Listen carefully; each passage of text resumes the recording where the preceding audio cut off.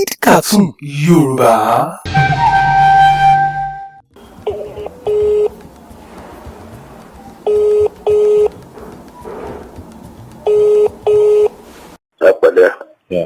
Ẹ̀kọ́ ẹ̀rí náà gbèrè ẹni. Òkè ọ̀hún ni ìjà lókè yín ká. Ọlọ́run ní gbàgbé wa o. Ta ló ń bá mi sọ̀rọ̀? Mr. Adéyẹmí. Láti wo? Adéyẹmí ọ̀gá custom tẹ bá sọ̀rọ̀ nípa ọmọ tẹ ló ń wáṣẹ́ ńgbà yẹn.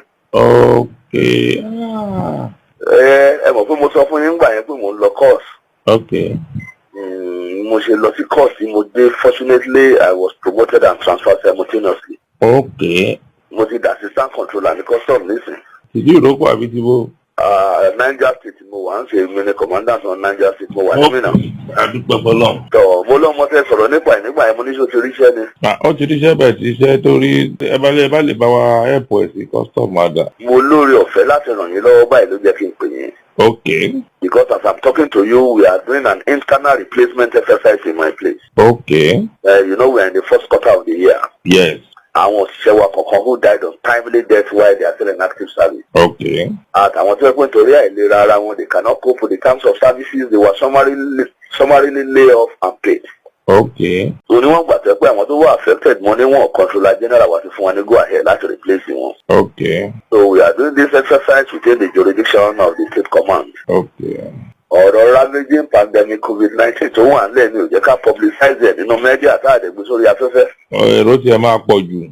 Kó má di pé irú ugly stampede tó ṣẹlẹ̀ nígbà immigration bí ọdún mẹ́fà méje sẹ́yìn lákòójà bẹ̀yẹn kí ló ẹ̀ máa tó lọ wáyé. Torí kò ṣiṣẹ́ níta. So mo lórí ọ̀fẹ́ láti ràn yín lọ́wọ́ pẹ̀lú ẹnìkan because we are rounding up the exercise today.